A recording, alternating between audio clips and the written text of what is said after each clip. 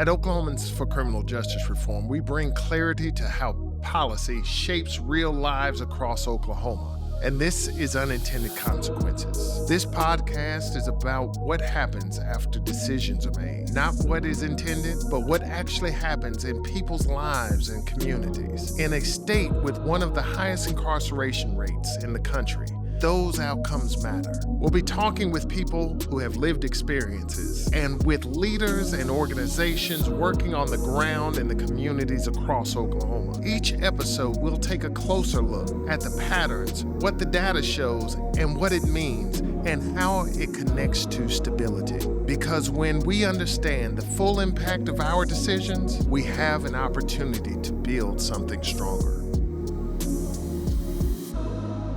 Mr. Simmons, I'm honored to have you here. Thank you very much. On Unintended Consequences.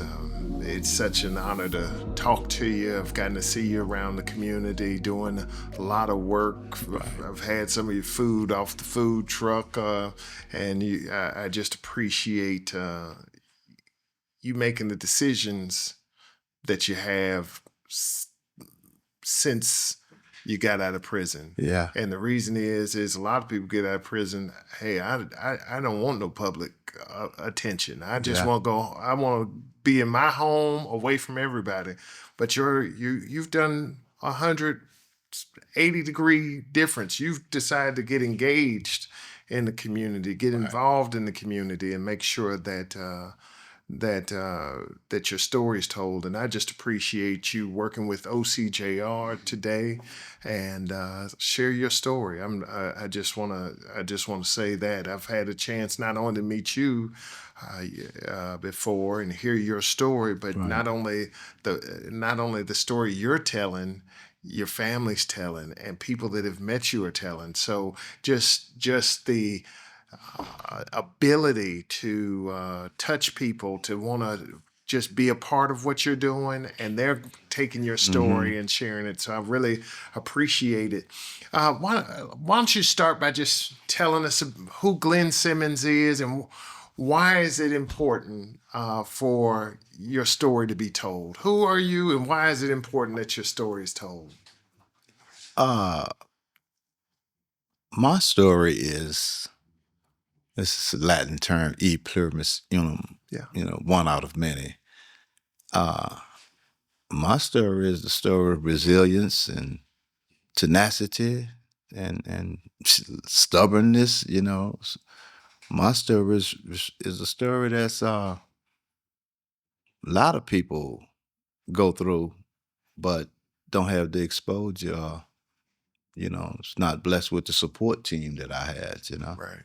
And the story don't get told. Right. But some of the best stories are the untold stories, Some of the most impactful stories are the untold stories. And yeah, I have a story to tell. My story is not all about me. It's about all the people that I came in contact with, and all the people that supported me over the years, It's just not my story. It's a lot of people's story, Right. Of what happened, Right. Well, hey, let's kind of just jump on into it, Mr. Simmons. Yes, sir. If Oklahoma doesn't know you, they're gonna know you. If they don't know you by now, they're gonna know you after this. So yes, sir. But I'm excited to have you. Take us back to who you were. You just to give people a snippet. You were in prison 48 years. 48 years, 5 months, and 18 days. You went in at the age of 21. Just turned 21 years old. Came to Oklahoma.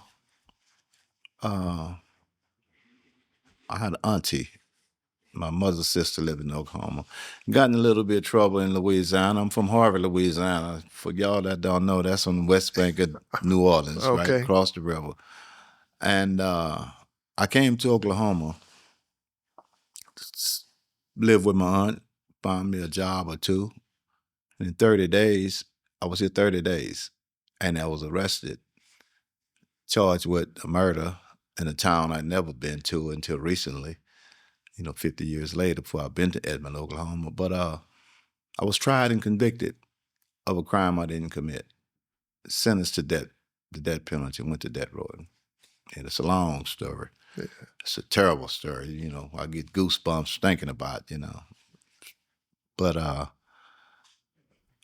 it's not just me. That happened to a lot of guys. Right. You know, I was in prison with a lot of guys that got a story similar to mine and never got the opportunity. So my commitment when I got out was to look back and try to tell the story or help those who wasn't fortunate enough to, you know, and that's what I've been doing since I've been out. But yeah, the story of me getting sent to death row and stuff. And let me say this before we get too deep into it, and nobody don't ever want to go to this part of it, but it wasn't a mistake. It was a mistake identity. It wasn't just a miscarriage of justice that sent me to death row, you know, and put me in prison for 48 years. It was deliberate. I put a name on it, and the reason I stayed in so long, because nobody didn't want to touch this police conspiracy cover up. Right. You know, that's actually what happened. When you want to title what happened, it's police conspiracy cover up. Right. You know. You went in at 21. Yeah. How old are you today? How old am I? 72. I'm 72 now. Yeah, I get it. Yeah. 72. 72 and years old.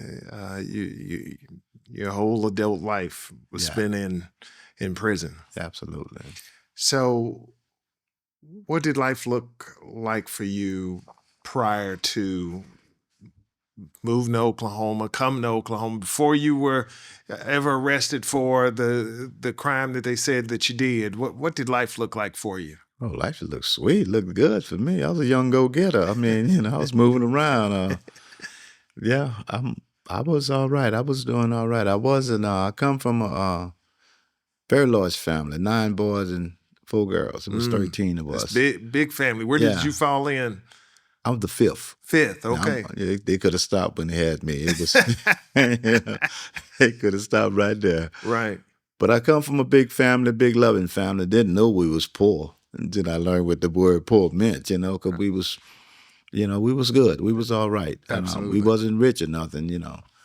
But we had a loving family, a very, very supportive family. Never didn't know what it meant to go without. And it was a single mom. My dad died when I was like 11, you know. Okay. He got killed on the job and some kind of stuff. But anyway, yeah, we had a very, very good, you know, supportive family.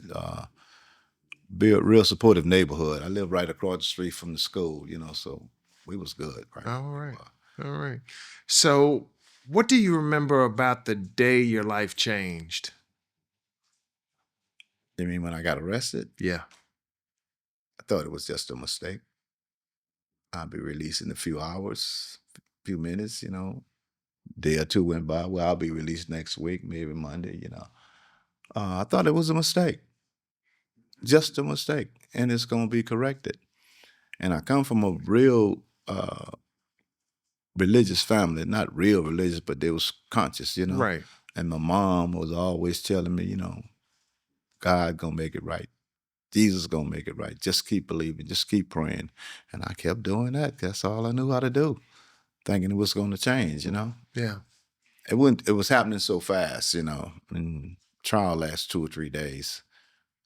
Death penalty, you know, that before you know it, I'm on death row sitting there, don't know what to do, how to do it. I'm a functioning illiterate because I was 8th grade dropout. Right. You know, educated myself in prison. So I didn't know nothing. I mean, helplessness and fear and anger. You're just sitting there, you can't do nothing about it, you know, wrapped up in it. So it was a terrible, terrible scene. I developed some friends, imaginary friends, that kept me going through in my head, you know. No, so I get it. went insane a couple of times, lost my mind a few times, came back. So, you know, it was a long, dark experience. Those 2 years, 2.5 years on death row. Did you believe the system would eventually get it right? Yeah. Yeah, I thought that. I believed that going in. Kept believing it. I stopped believing it after a while because the system had it right. It was the system who did what they did, and they did it perfectly. You know, innocent man. That was my burden, was my innocence. Right. Mm-hmm. Yeah. But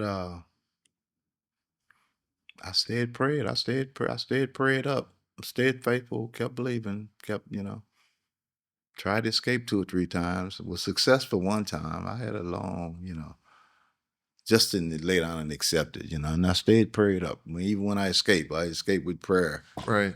Bucket of prayer on my back, Right, so, right. It wasn't just running and doing crazy stuff. So, and you kind of talked about the evolution of you being in prison and how your mind that you had a couple friends that you lost it a couple of times, but in those early days of your incarceration, what would go through your mind? I got to get out of here. I got to get out of here some kind of way. I have to get out of here. I studied law. I learned the mechanics of litigation and learned how to file the appeal and file a writ. And I learned how to write.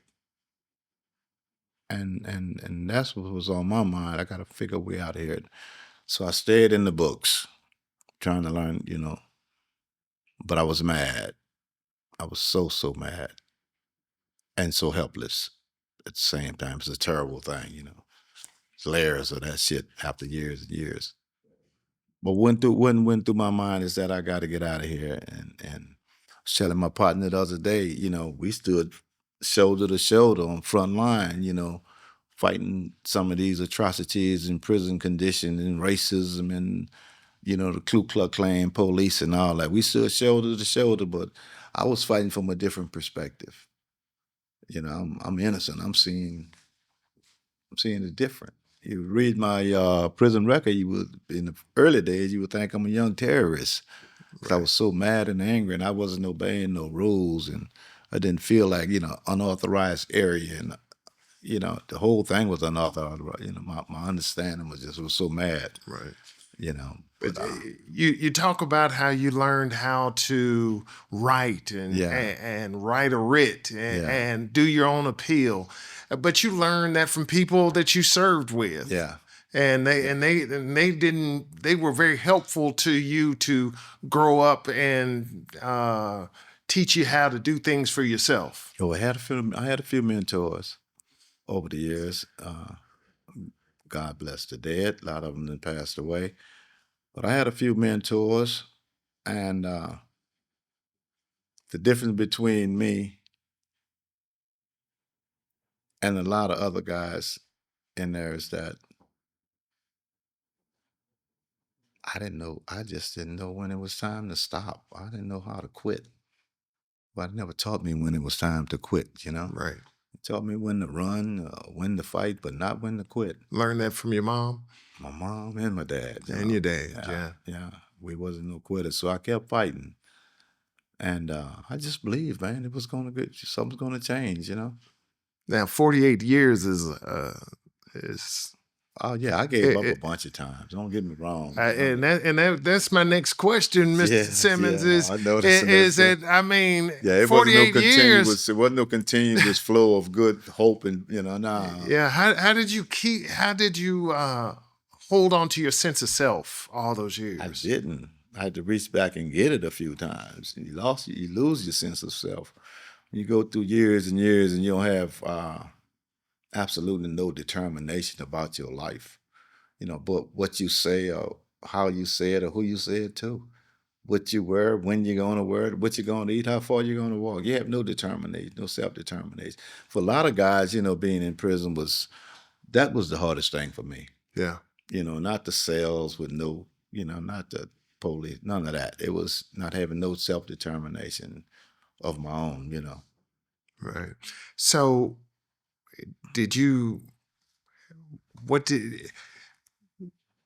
as you went through that system, what did you do to stay mentally and emotionally strong? Is there anything that you did that helped you become slap yourself back into reality and keep fighting? I learned to read, and I learned to write, and I learned to teach how to read and write.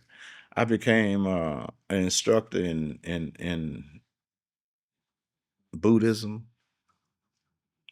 I was a mentor in Christianity, and I was an imam in Islam, and I was a Hebrew Israelite. I'm trying to find, Right. something to hold on to, trying to find that right rope. I did a whole bunch of stuff. I learned poetry, learned how to write short stories and, writs and stuff, I learned sculpture, and I know how to do sculptures and stuff, soap sculptures, and it was over the years, Yeah, yeah. It's Do not you no still one thing. sculpture? Do you do any of that? Do you take time to do any of that? I tried when I first got out, and you need time. I tried.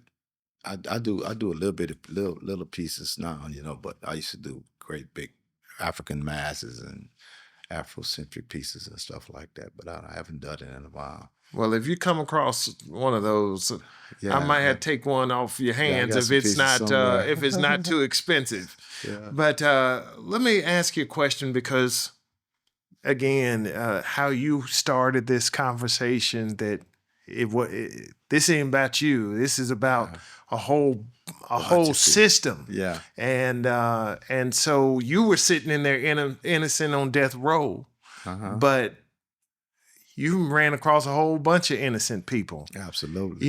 So when you're in that situation, do you those people that are innocent, do they gather around? Do they stay connected to keep each other motivated, help each other write their appeals? It was a lot of that, but not organized. It wasn't structured, as you would say. But yeah. In prison, I met some of the worst guys, worst people I ever met was in prison. Some of the best people I ever met was in prison. Right. So it's from one end to the other. You find people who help you, and you find people who don't give a doggone about you, Right. But yeah, it was group therapy. Brothers got together and trying to, help each other and discuss issues and stuff that they had, 48 years, you saw a lot of law. I'm sure you all were hearing about laws changing, laws getting worse. Every June, new legislative acts. Hey, Mike Shell's going to pass this bill, and your name was ringing on the yard for years, yeah. Well, let me tell you, I did work towards. Yeah, you did what you did. Yeah, you was one of the champions. We heard about you. Well, let me tell you, it's. But did you ever think the system was going to correct itself? Still don't think the system gonna correct itself. It didn't correct itself. Let me say this, and I'm gonna say this, and I don't want to start preaching. Talk. But I thought, and I studied, and I prayed, and I did all that. I escaped and all of that. None of that was got me out of prison.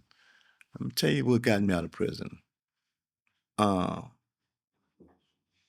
The Messiah, Jesus, the Son of Mary, he said, "Why marvel at the things I do when you can do even greater?" Stop. Throw away everything and decipher what he's talking about. This is the Messiah that said this. Yeah. This guy is turning water to wine, giving sight to the blind, stealing the wind, walking the water, and he said he raised the dead. And he said, you can do even greater. I don't know why every clergy in the United States and the world ain't trying to decipher that. This is what got me out of prison. The manifestation of Christ. And it's a process. It's not just, I don't believe in miracles. Healing takes time. It does. Healing takes time. To believe in a miracle, sometimes you got to suspend logic and rationale.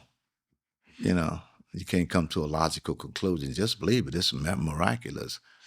But Jesus was talked about something that we got the power to do, and we didn't know it. And I deciphered it, and that's what got me out of prison. Amen. The manifestation of Christ, the manifestation of my liberation. I come out of prison with stage 4 liver cancer.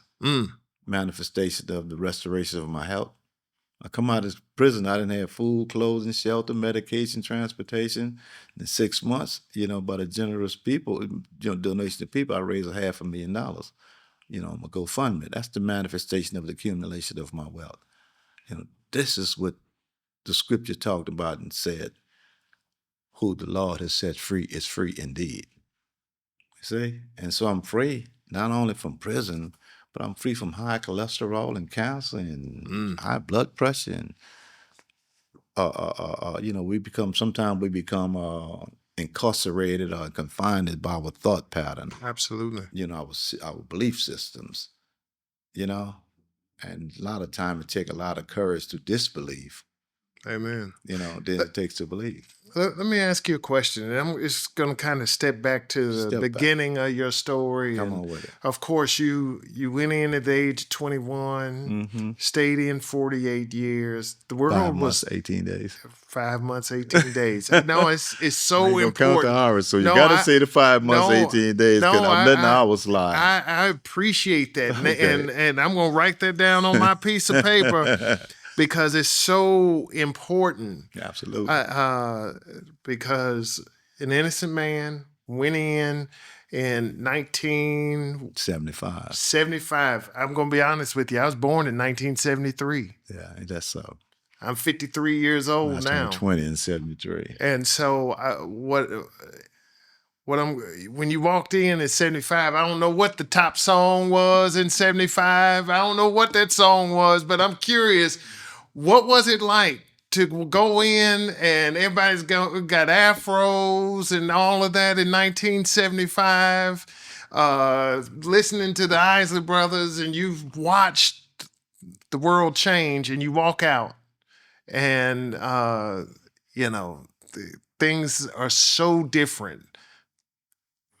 Can you just talk about that for me? Just how things change, how you went in, and how you came out, and how the world had changed so much?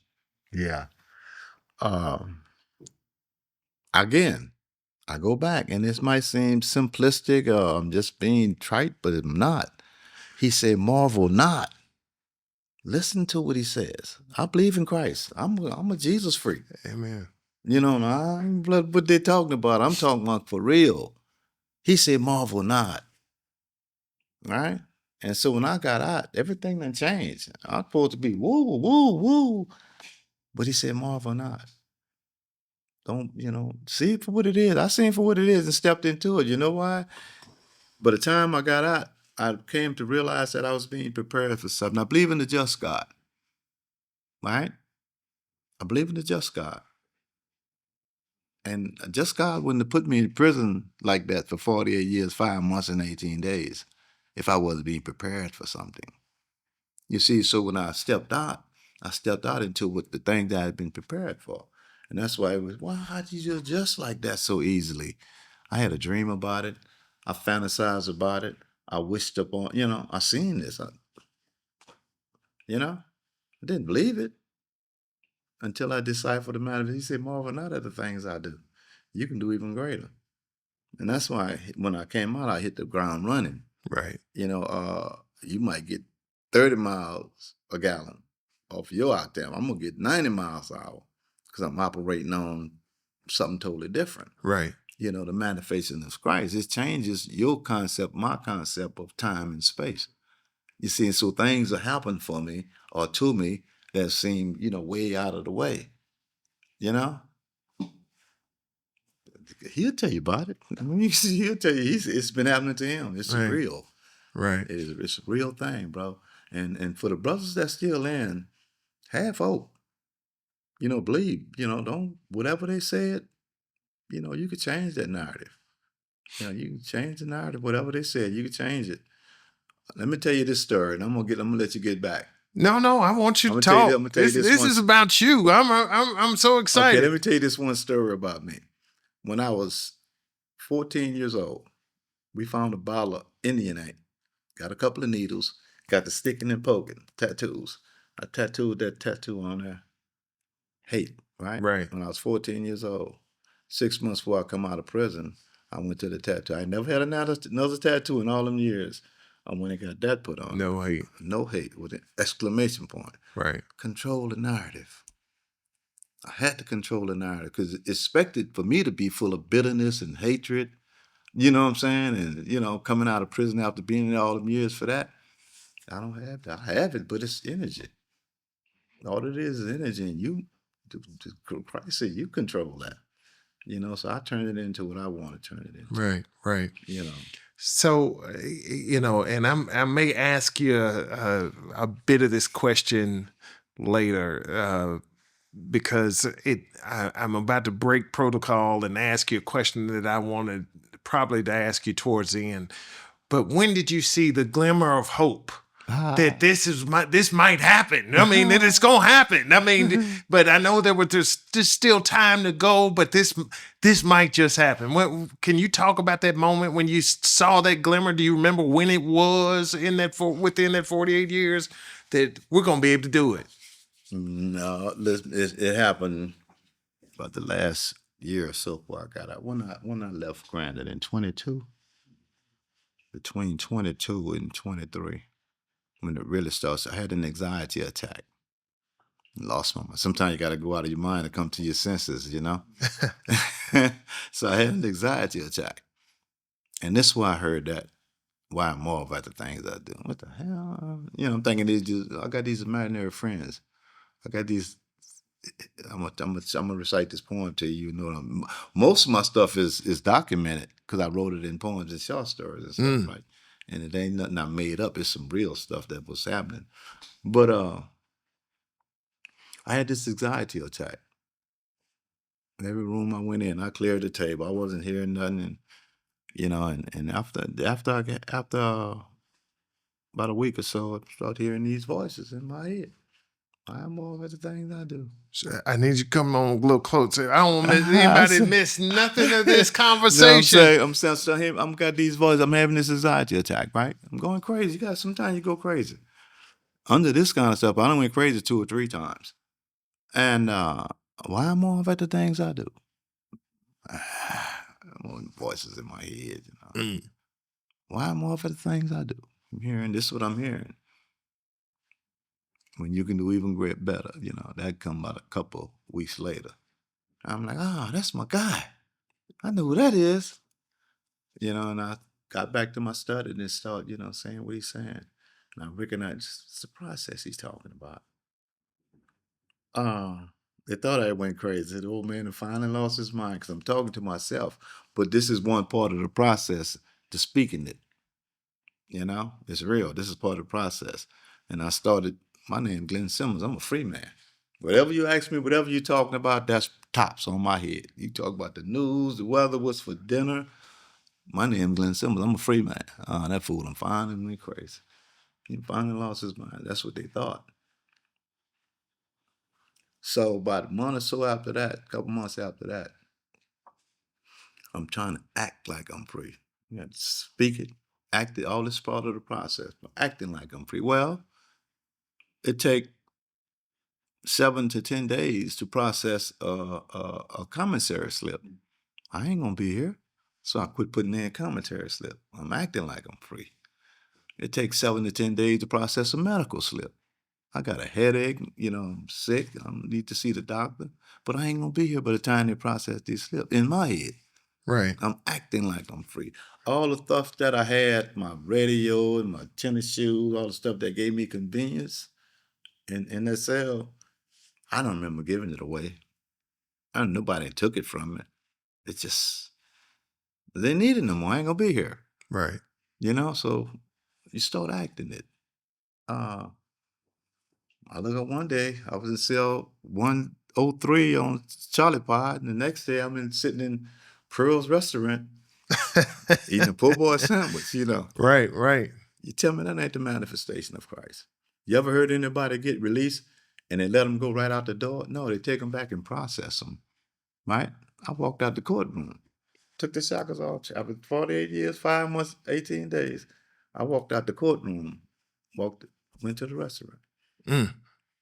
That's a powerful story, and That's how it happened, bro. I believe it. Yeah. And let me tell you, not everybody thinks when the Lord talks to you, Man. they You better think it's believe it. going to be a big bold voice, but sometimes he Yeah, just you whispers, better believe it, man. says it It's in a whispers. whisper. No, I'm a believer in that, and man, your story again is just powerful, and let me just make sure that if anybody jumps in on this podcast as it's playing, I got Glynn Simmons from Oklahoma. He served in Oklahoma Penitentiary for 48 years, was convicted and sentenced to death penalty. I didn't serve. I got served. He got served because he was an innocent man Yeah. and ultimately released. But I just wanted to make sure that anybody that is jumps in on this podcast, that they know exactly who I'm talking to.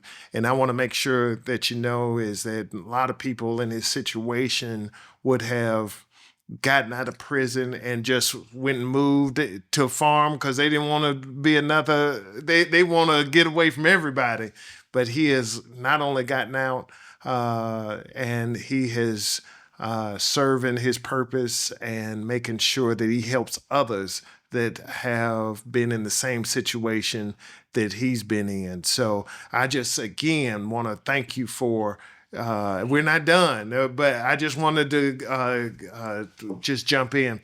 Looking back, what do you believe led to your conviction despite your innocence? You would have to know the atmosphere of the community at that time. And you were convicted. Just giving a little history that you were convicted in Oklahoma County, Right. And Edmond Police, Edmond Courthouse. The crime happened in the city of Edmond, Okay. which is still Oklahoma County. Right. So the trial was in Oklahoma County. Okay. The crime happened in the city of Edmond. December 30th or 31st, 1974. Two black men went into a store in Edmond, Oklahoma, committed a robbery and a murder. Next day, one of the people that got shot gave a composite drawing of the killers, and she said one of them was 6'2", 200-something pounds. I was 147 pounds, 5'7", 5'8", you know. And what do they say? You fit the profile. Fit the profile. I've heard that. Yeah, fit the profile. Yeah. We all look like that composite sketch from time to time. Yeah, but she gave that composite sketch, and for the next 30 days, this woman attended like 7 lineups, right? And never did identify nobody. She identified a nose or an out or an eye or a ear that resembled the perpetrator, but never a whole person.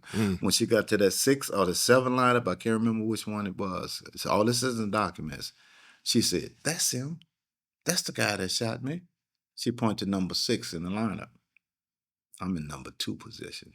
All right? I'm in number 2 position. But she picked number 6. She absolutely sure. She's so sure that this the guy that she called the police later that night and said, "You know, the more I think about it, the more positive I am. It was number 6 that shot me." Now, you ask how did I get convicted, right? For 30 days. This is unsolved murder in Edmond, Oklahoma. 2 black guys and went into this store and shot this white woman and killed one and, injured the other. 1975 in Edmond, Oklahoma, sundown town. For y'all don't know what the sundown town is, you better get out of this town by sundown. Sundown. Matter of fact, let me just tell you this. Edmond is just getting some of those things off the books as of right now. Yes, they are just getting where they can, because their charter said blacks couldn't own property and stuff like that. They were for real about those decisions, and they're just in the process of getting that stuff off of their books. Yeah. And and we've heard stories, we've heard other stories like that, and a lot of those white communities will, I hate to say this, pin crimes on people to give a sense of peace to the residents that somebody's been caught. You just answered why I got convicted then.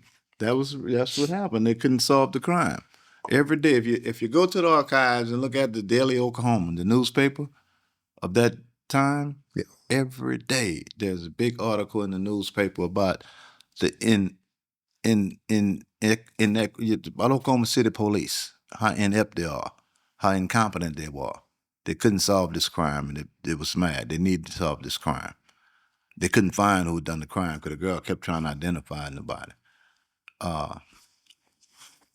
They arrested me on a robbery that had nothing to do with the murder, some robbery somewhere, and the person that I was supposed to have been robbed said it wasn't me, and they was getting ready to dismiss me. I was getting ready to go, and the police said, "We need you and you in this lineup.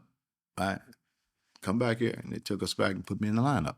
I don't know nothing about no right to refuse or right to an attorney or right to remain. I don't know none of this stuff. I'm not a criminal. I had no association with the criminal justice system, juvenile or adult. How long had you been in Oklahoma? 30 days. Oh, wow. I come January the 5th, got locked up February the From 6th. Louisiana. You moved up here. I was here 30 days. 30 days. 30 days. That's in the state, 30 days, and they arrested me. And, never did get back out to 48 years later. 48 years, 5 months, and 18 days. In 18 days. Thank you, brother. Thank you. But they had needed to solve that crime. And so they got me in jail on that bullshit case, and they was getting ready to let me go, and they put me in the lineup. Come back and told me, "She picked you out the lineup." No, she didn't. I wasn't even in Oklahoma, So she didn't pick me out in no lineup, man. They wanted me. The guy that she picked out the lineup, they already had them in jail on a double murder. Mm-hmm. And so they wanted to solve this crime. And me and my co-defendant just happened to be, perfect fit at the perfect time. And the only way they could make it fit was hide the reports. They hid the reports where the girl picked number 6. That's why I stayed in 48 years, 5 months, and 18 days. It's called police conspiracy cover-up. Mm-hmm. This is the story that's untold. Were there moments where you felt that your voice or evidence was not being heard? Of course, you've shared the situations that you've been through. You talked about the lineup situation, the hiding of evidence. I mean, was there anybody that was trying to help you? My mama. My mama, nobody that stick and stay. You outlive your pool. It's 48 years, 5 months, 18 days, a long time. It's a long time. So I didn't have a lot of support, and I outlived 2 or 3 support systems. It's not that I didn't have, people helping me and stuff, but the only person that was with me from day one was my mom. Right. Was during that time, but every step of the way, because she know I was there with her. Right. And the family, that New Year's Eve night, Right. So do you think that there was anything that could have changed your outcome sooner? The outcome of you eventually getting out of prison 48 years, 5 months, and 18 days later. Well, it could have been 20 years, 9 months, and 9 days and 2 months. After 20 years of incarceration, I hired a private investigator. And the private investigator found the documents that they had hid. They're saying that the girl picked someone else. All the time I'm thinking it's a mistake. I'm talking miscarriage of justice until I found the documents that they hid. When I filed my post-conviction and habeas corpus back in 97, the response was, "We are precluded from looking at this because of procedural defaults. You didn't bring it up prior." Right. And for 20 years, they would no magistrate, no judge would never look. Yeah, there's a bunch of things could have been. That's what I want to talk about on criminal justice reform.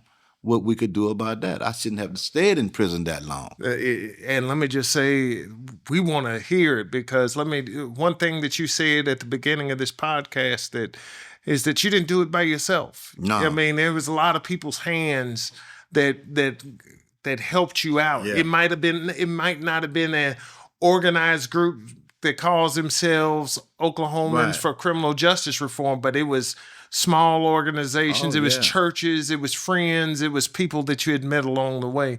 And so we want to definitely tell that. And I'm asking all these questions because I think it's just critical that it's heard, your story's heard. But like you said earlier in this podcast, that you're not the only one. I'm not the only Yeah, one. there's a lot of people that are fighting this fight that they were wrongfully convicted, and they're still in prison today, Yep. trying to be heard. And so we're calling on those advocates. We calling on people that are out here that people need a helping hand. Let me say this here. From where I'm from, at least 90% of all inmates claim they are innocent, didn't receive a fair trial, uh, excessive sentence, and a lot of them is right. So when guys come up saying I'm innocent, you just one voice out of a many, and you got to keep pushing, for to be heard. Right. You got to stick to it, for to be heard. Because a lot of guys they give up. Nobody in here. I mean, there's only so many defeats that you could swallow. There's so many times that your scrotum could fall under your back of your heel and you step in, you hope and dash, Yeah. You take 8 months to, prepare this writ.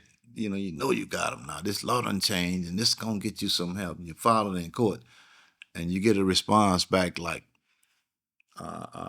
we think you're on a fishing expedition in a dry lake. We concur with the previous, Right. stuff like that. After you Right. put in all that work, and it just beats you down, bro. You don't want to do it no more. Right. But I just kept getting up. I had nothing else to do, fight back. Right. So you talked about that moment that you left prison.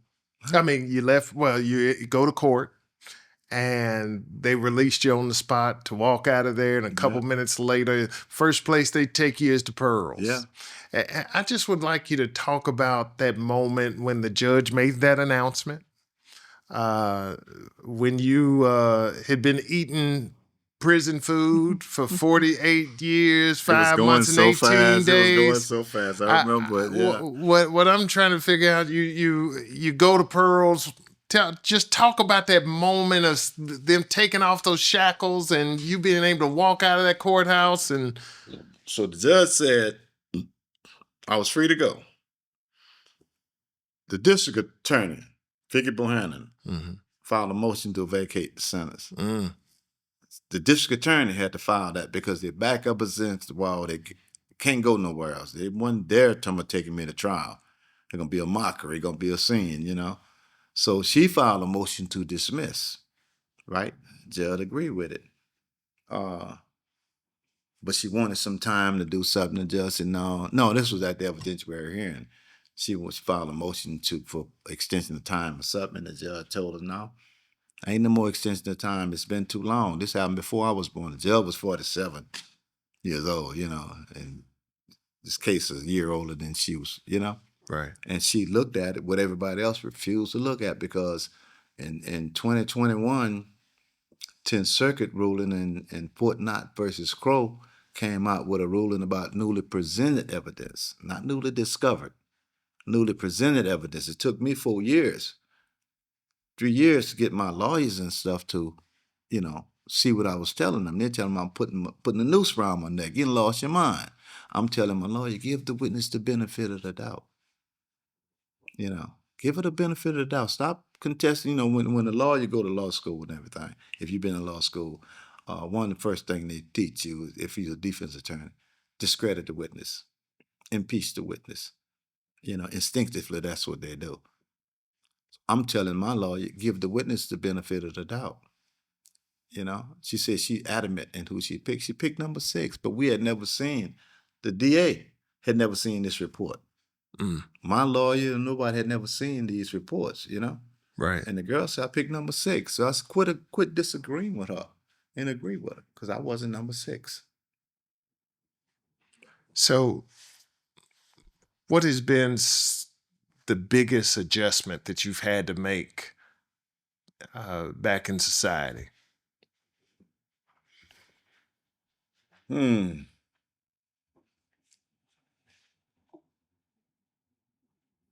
don't know. They all been big.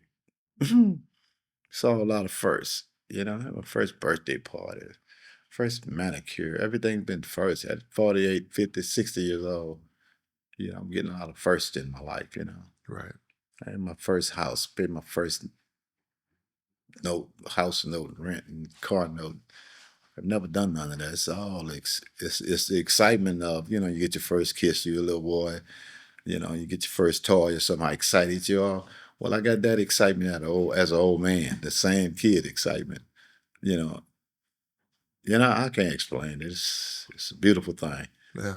You know, it's beautiful, and it keeps getting better. Anything, and it keeps getting better. I get it. Yeah. Hey, people want to know: is there one thing that just sticks out to you of those first that you like to share? Not because I wouldn't want to share it. If I had one, I would share it. But I don't have just one. This whole thing, you know, from the day I walked out of that courtroom until this moment right here, sitting down with, you know, Mike Shelton, it's been a thrill, and I appreciate every minute. I'm like I say, I'm the happiest man on the planet. If I ain't got number one's position, I'll take number two until the happiest one get here. Amen. But as it stands, I'm good. You know?